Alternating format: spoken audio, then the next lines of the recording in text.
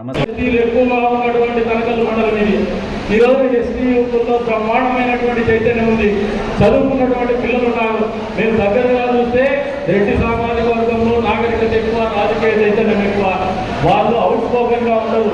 కానీ ఎస్టీలో చూస్తే నాగరికత బ్రహ్మాండంగా పెరిగిపోయింది, చైతన్యం పెరిగిపోయింది, చదువుకున్నటువంటి పిల్లలు పెరిగిపోయినారు, ఆర్థికంగా బలోపేతమైనారు, ఆలోచనలో మార్పు వచ్చింది, రాజకీయ చైతన్యం కూడా పెరుగుతుంది, అవుట్ స్పోకన్ గా ఉంటారు, అవసరమైతే కట్టబడుకోవాలని నిలబడేటువంటి పరిస్థితులు ఉంటారు. వారందరికీ ఇదే ఈ వేదిక మీద నుంచి ఆహ్వానం పలుకుతాం. తెలుగుదేశం పార్టీ ఎస్టీల కోసం చేసినటువంటి కార్యక్రమాలు, కార్యాచరణ ఒక్కసారి మనస్ఫూర్తిగా ఆలోచన చేసుకోమంటున్నాం. 500 జనాభా ఉన్నటువంటి గ్రామాలని కాండాలుగా తీర్చిదిద్దినటువంటి ఘనత తెలుగుదేశం పార్టీని, చంద్రబాబు నాయుడు గారిది.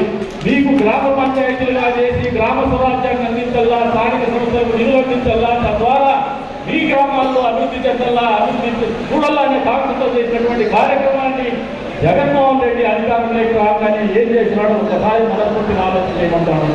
అన్ని గ్రామ పంచాయతీలకు ఉన్నటువంటి సర్వాధికారాన్ని దోచుకున్నాడు, అన్ని నిధుల్ని దోచుకున్నాడు.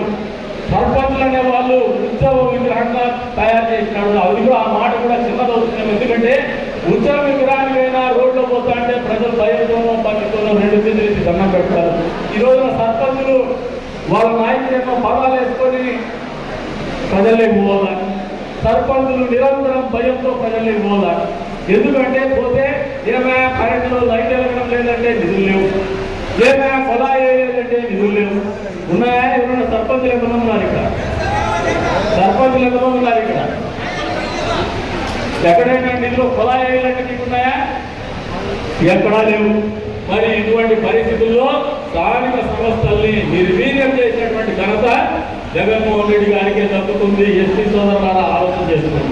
మీ జీవితాల్లో మార్పు తేవాలని ఒక నాయకుడు ఆలోచన చేసినాడు. మీ ప్రాంతంలో అభివృద్ధి కావాలని ఒక నాయకుడు ఆలోచన చేసినాడు.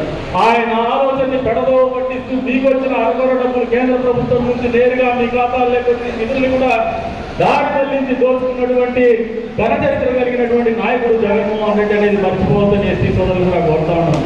కుటుంబాలను కూడా ఆలోచన చేస్తున్నాం. పోయినసారి ఒంటెత్తుకోబడితే వెళ్ళిపోయినారు. ఈ రోజున అర్చకులు అత్యంతలు చల్లే కంటే, మంత్రాలు పఠించే కంటే జగన్మోహన్ రెడ్డిని దూషించేది ఎక్కువగా ఉంటున్నారు. సాక్షాత్తు తిరుపతి దేవస్థానం ప్రధాన అర్చకులు రమణ దీక్షితులు గారు భుజాన్ని వేసుకొని జగన్మోహన్ రెడ్డి గారిని వచ్చినారు. ఆయనకు ఉరగ పెట్టిందేమో, ఆయన జరిగిందేమో. ఈ రోజున ఏడకుండా ఎడుతున్న రమణ దీక్షితులు గారి ఓటు 7 కొండల వాడే తీర్చాల్సిన పరిస్థితి వచ్చిందని చెప్పేసి కూడా ఈ సందర్భంగా తెలియజేస్తున్నారు. ఈ రకంగా ఈ రాష్ట్రంలో ఉన్నటువంటి అన్ని వర్గాల వారిని మోసం చేసినటువంటి ఘనత జగన్మోహన్ రెడ్డికి దక్కుతుంది. యువత ప్రత్యేకించి ఆలోచన చేసుకోండి. పార్టీల పుట్టుకప్పుడు ఆలోచన చేసుకోండి. వచ్చినటువంటి నాయకులు కూడా ఆలోచన చేయండి. తెలుగుదేశం పార్టీ అనేది ఈ రాష్ట్రంలో ఒక చరిత్ర సృష్టించింది. 1923లో నందమూరి తారక రామారావు గారి ఆలోచనతో, ఆయన ఆవేశంతో పోయినటువంటి ఫ్యాసిస్ట్ సిద్ధాంతాలు నమ్మినటువంటి కాంగ్రెస్ పార్టీని తుడిచిపెట్టాలనే ఆలోచనతో బలహీన వర్గాల వారికి, పేదవారికి, ఏ రకంగానూ రాజకీయ అనుభవం లేనటువంటి కుటుంబాలకు, రాజకీయ నేపథ్యం లేనటువంటి కుటుంబాలకు, సామాన్యులకు తెలుగుదేశం పార్టీ రాజకీయాన్ని పరిచయం చేసినటువంటి చరిత్ర తెలుగుదేశం పార్టీ ఆవిర్భావం. అదే మీరు ఒకసారి గమనిస్తే, అందుకనే ఇన్నేళ్ళైనా కూడా చెక్కు చెదరని పార్టీ సంస్థాగతంగా ఉంది తెలుగుదేశం పార్టీగా. అంటే ఆయన ఆశయం హృదయంతో, సంకల్పంతో చేసినటువంటి ఆశయం కాబట్టి ఈ రోజు కూడా తెలుగుదేశం పార్టీ బలంగా ముందుకు పోతా ఉంటే ఎన్ని ఒడిదుడుకులుతున్నాయనేది వాస్తవాన్ని మీరు అందరూ గ్రహించుకోవాలి. అదే మీరు ప్రత్యామ్నాయ పార్టీగా, ఈ రోజు అధికార పార్టీగా తెలంగాణటువంటి వైఎస్ఆర్ పార్టీ ఆవిర్భావం గురించి ఆలోచన చేయండి. ఒక వ్యక్తికి అధికారం పట్టబెట్టల్లా జగన్మోహన్ రెడ్డిని ముఖ్యమంత్రి చేయాలనే ఆలోచనతో పుట్టిండేదే వైఎస్ఆర్సీపీ పార్టీ అనేది వాస్తవాన్ని మీరు అందరూ గ్రహించుకోండి. ఈ రాష్ట్రాన్ని ఇంత దూరం ప్రయాణం చేస్తాం. దీంట్లో వెనుకబడిన వర్గాల వాళ్ళ పాత్ర ప్రధానంగా ఉంటుంది. తెలుగుదేశం పార్టీ పటిష్టతలో కావచ్చు, సంస్థాగతంగా కావచ్చు, ఎప్పుడు కూడా వెనుకబడిన వర్గాల వాళ్ళు, బలహీన వర్గాల వల్ల అన్నదండుగానే వెన్నుదండుగానే ఈ పార్టీ ఆవిర్భావం జరిగింది. ప్రతిపక్షంలో ఉన్నప్పుడు చాలా కష్టం ఉంటుంది, ఆర్థికపరమైనటువంటి సమస్యలు కూడా ఉంటాయి. కానీ మానవ హక్కుల పరంగా కావచ్చు, మానవ హ్యూమన్ రిసోర్సెస్ మానవ వనరుల పరంగా కావచ్చు ఎప్పుడు కూడా తెలుగుదేశం పార్టీకి ఇబ్బంది ఉండదనేది ఈ నియోజకవర్గ తెలుగుదేశం పార్టీ ప్రస్థానం గడిచిన 15 సంవత్సరాల్లోనే ఒక ఉదాహరణ కూడా మనం అందరం గ్రహించుకోవాలి. ఎప్పుడు కూడా జెండా కింద పడేయకుండా తెలుగుదేశం పటిష్టత కోసం పోరాడేటువంటి కార్యకర్తలే తెలుగుదేశం పార్టీ బలం. తెలుగుదేశం పార్టీ సిద్ధాంతం ఒంట్లో ఎక్కించుకున్నటువంటి వాడు ఎవరు కూడా పార్టీని ఎప్పుడు కూడా వదిలిపెట్టుకోడు. అంతేకాదు ఈ రోజున ఒకసారి మీరందరూ గమనిస్తే మళ్ళీ తెలుగుదేశం పార్టీ ఈ రాష్ట్రంలో అధికారం చేపట్టబోతోంది 2024 అనేది వాస్తవాన్ని ప్రజాపరంగా తెలియజేస్తున్నాను. మళ్ళీ చంద్రబాబు నాయుడు గారు ఆంధ్రప్రదేశ్ రాష్ట్ర చరిత్రలో మళ్ళీ ఒక చరిత్ర సృష్టించబోతున్నాడు. అత్యధిక కాలం పాటు అనేక సార్లు పలుసార్లు ముఖ్యమంత్రిగా పనిచేసినటువంటి ఏకైక నాయకుడిగా చరిత్రలో నిలవబోతున్నారు చంద్రబాబు నాయుడు గారు అనేది వాస్తవాన్ని సందర్భంగా తెలియజేస్తున్నారు. కష్టాల్లో ఉన్నటువంటి నాయకులతో ఆలోచన చేసుకోండి. మీ పట్ల పార్టీకి ఎప్పుడు చిన్న చూపున్నారు, మీ పట్ల ఎప్పుడు కూడా గౌరవం తగ్గదు. ఈ రోజున ఇప్పుడు మీకు ఒకసారి గమనించుకుంటే వేదిక మీద చాలా మంది కొత్త వచ్చినారు, మేము కింద కూర్చున్నామనే బాధతో కూడా కొద్దిమంది నాయకులు అటువంటి ఆలోచన రానియండి. ఎందుకంటే ఇది మన సమావేశం, మన పార్టీ యొక్క ముఖ్య ఉద్దేశం మనం ఎన్నికల్లోకి పోతున్నాం. ఎన్నికల సమయంలో గెలవాల్సినటువంటి బాధ్యత మనందరి మీద ఉంది. కొత్తగా వచ్చేటువంటి నాయకత్వం, సమర్థవంతమైన నాయకత్వం ఏ రకమైన పరిస్థితుల్లో ఎటువంటి పరిస్థితుల్లో ఉన్నా ఏ స్థాయిలో ఉన్నా అప్పుడు చేసుకుని వాళ్ళని గౌరవించి మనతో పాటు మన గెలుపులో భాగస్వామ్యం చేయాల్సినటువంటి బాధ్యత మనందరి మీద ఉందని చెప్పేసి మీరు గ్రహించుకోమని చెప్పేసి చెప్తున్నారు. మీ గౌరవానికి కానీ మీ స్థానానికి కానీ ఎప్పుడు కూడా అభద్రతాభావం మంటలేక రానివ్వదని చెప్పేసి కూడా ఈ వేదిక నుంచి కోరుతా ఉన్నాం. ఎందుకంటే కొత్త పాతల కలయిక అనేది ఎప్పుడు కూడా నిరంతరంగా జరుగుతున్నటువంటి ప్రక్రియ రాజకీయం.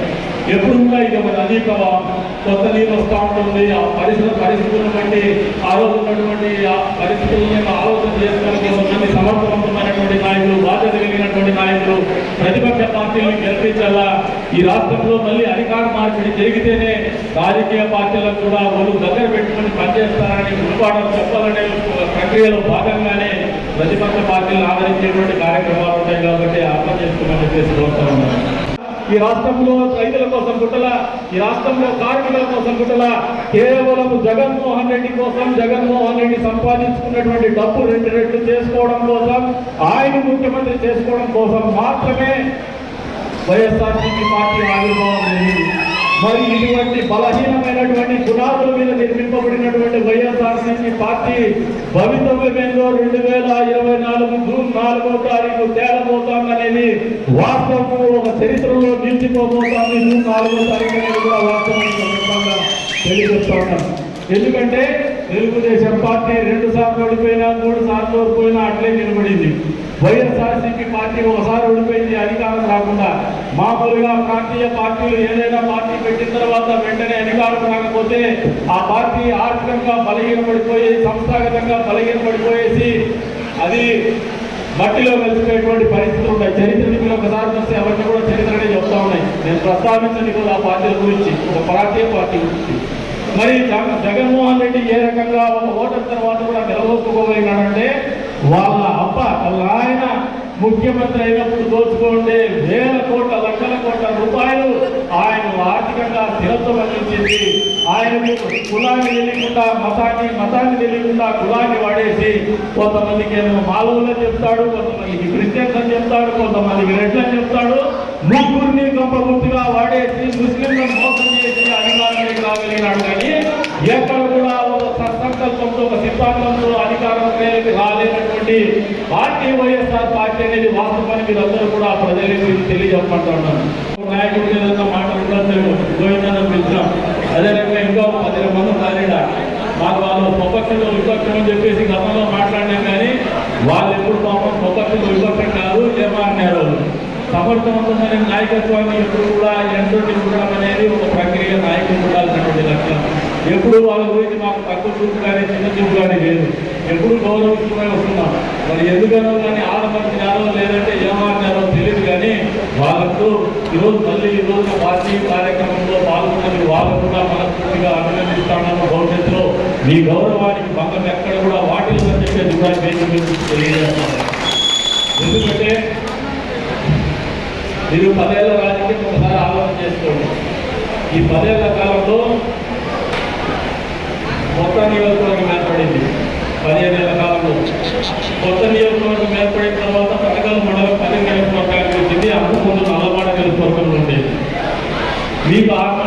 నియోజకవర్గం ఏర్పడిన నుంచి ఎమ్మెల్యేగా నేనే ఉన్నా, తర్వాత తెలుగుదేశం పార్టీ ఇన్ఛార్జ్గా నేనే ఉన్నా.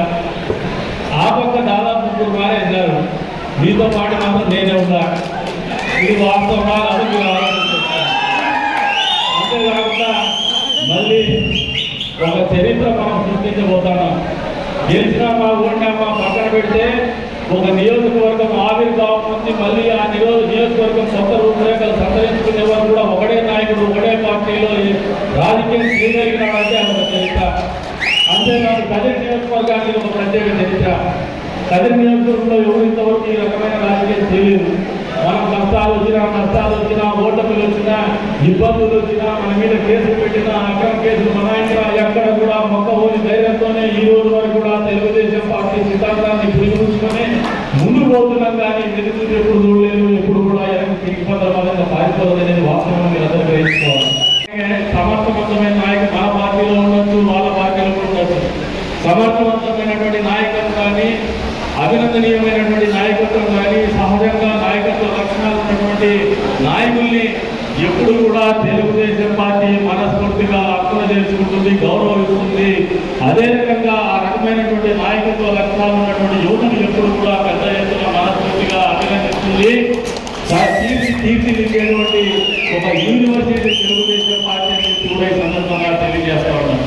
అంతేకాదు గడిచిన 10 సంవత్సరాల కాలంగా నేను చేసినటువంటి ఒక పొరపాటుకు, ఒక ఎన్నికలు నిర్వహించుకునేటప్పుడు ఒక నాయకుడికి చాలా ఒళ్ళు దగ్గర పెట్టుకొని చాలా బాధ్యతగా ఇన్ని లక్షల కుటుంబాల జీవితాలు ముడిపడి ఉన్నాయనే ఆలోచనతో ఎన్నికల్లో పాల్గొనాల్సినటువంటి పరిస్థితుల్లో ఆడమనిసి ఒక ఎన్నికల్లో తప్పిదం చేసి తెలుగుదేశం పార్టీ ఓటమి నేను ప్రధాన ముద్దాయించాను.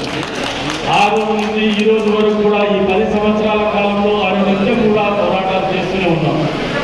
ఏమాత్రం ఆశ లేకుండా ఆశతో మాత్రమే నా వెంట కూడా చాలా మంది నడిచినారు.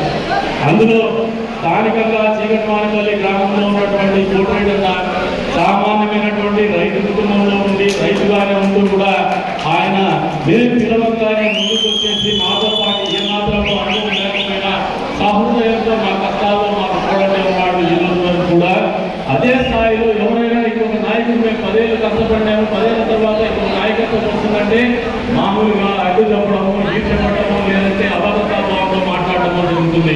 కానీ కోటిరెడ్డి అన్న మామూలుగా రైతులకు ఉన్నటువంటి సున్నితమైనటువంటి మనస్తత్వంతో పాటు పెద్ద మనసుతో కూడా మాకు పార్టీ బలోపేతమైన ప్రాధాన్యత.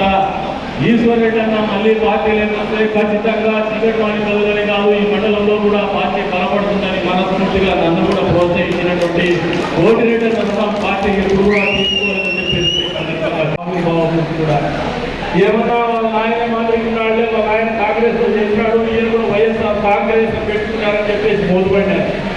మీరందరూ ఆలోచన చేసుకోండి. మీ ఇళ్లలో పేద మహిళలు పేద పిల్లలు పెళ్లి చేసుకోవాలంటే తెలుగుదేశం పార్టీ దురాంపకం తెచ్చింది, 50 రూపాయలు డబ్బులు ఇచ్చింది. మా బడాయి బసవన్న జగన్మోహన్ రెడ్డి ఏం మాట్లాడినాడు గత సార్వత్రిక ఎన్నికల సందర్భంగా, మీకు 50,000 ఇస్తాడు చంద్రబాబు నాయుడు, మేము 1,00,000 రూపాయలు ఇస్తాము, వైఎస్ఆర్ దురాంపకం కింద అని మాట్లాడాడు. 4 సంవత్సరాల పాటు మూసే అసలు 4 సంవత్సరాల తర్వాత వైఎస్ఆర్ దురాంపకం చేస్తా అన్నాడు. ఎవరికి చేస్తాడంటే 10వ క్లాస్ చదువుకోవాలంట. 10వ క్లాస్ చదువుకుంటే ఆయనే ఉంటే ఈయనేమో ముఖ్యమంత్రి చెప్పేసి వాళ్ళ మంత్రులకేమో 10వ తరగతి చదవాల్సినటువంటి కండిషన్ లేదు. కానీ వైఎస్ఆర్ దురాంపకం కావాలా, పేద ముస్లింల ఇళ్లలో పెళ్లిళ్ళు కావాలంటే మాత్రం 10వ తరగతి కావాలనేది ఎంతవరకు సభకు ఒక్కసారి ఆలోచన చేసుకుంటున్నాడు. కేవలం మిమ్మల్ని మోసం చేయడానికి ఆలోచన చేసినాడు. ఇదాలు చెప్పినాడు సోదరుడు పవన్ రెడ్డి సామాజిక వర్గాన్ని దగా చేసినాడు. అనంతపురం జిల్లాలో ఏ సామాన్య రైతు కుటుంబంలో ఉన్నటువంటి రెడ్డికైనా 10 ఎకరాల భూమి ఉండలేమయ్యా. ఇంట్లో ఎండాకాలంలో ఫ్రిడ్జ్ కానీ ఏసీ కానీ అందరికీ సర్వసాధారణం అయిపోయింది. గ్లోబల్ వార్మింగ్ ఉంది. టెంపరేచర్లు ఇప్పుడు మేము ప్రచారం చేస్తాంటే అదిరిపోతాంటే 42, 43. మరి ఇటువంటి పరిస్థితుల్లో ఇళ్లలో ఎవరైనా కూడా కొద్దిపాటు 10 ఎకరాల భూమి ఉన్నటువంటి సామాన్యమైన రైతు వాళ్ళ పిల్లలు ఎక్కడో బయటకు పోయి ఉద్యోగాలు చేసుకుంటే 4 డబ్బులు ఇస్తే ఒక ఏసీ పెట్టుకుంటానో, ఫ్రిడ్జ్ పెట్టుకుంటానో, మోటార్ సైకిల్ పెట్టుకుంటానో, 10 ఎకరాల భూమి అంటే పైసలు కాదు. ఇంకా రెడ్డి సామాజిక వర్గాన్ని మోసం చేయక ఏం చేసినాడో జగన్మోహన్ రెడ్డి ఒకసారి ఆలోచన చేసుకున్నాడు. తెలుగుదేశం పార్టీ అధికారంలోకి వచ్చిన తర్వాత ఖచ్చితంగా మొన్నటి రోజున చంద్రబాబు నాయుడు గారు కూడా ఒప్పించినాము అని చెప్పేసి కూడా ఈ సందర్భంగా తెలియజేస్తా ఉన్నాను. 10 ఎకరాల భూమి అనేది కానీ ఆంక్షలు కానీ రెడ్డి సామాజిక వర్గంలో కూడా విధించబోమని చెప్పేసి కూడా ఈ సందర్భంగా తెలియజేస్తాను. పేద కుటుంబాలు ఉన్నటువంటి రెడ్డి సామాజిక వర్గాలందరికీ కూడా పెద్దలు కానీ సంక్షేమం కానీ అందించేటువంటి కార్యక్రమం నిరాటకంగా జరగబోతామని చెప్పేసి కూడా ఈ సందర్భంగా తెలియజేస్తున్నాను.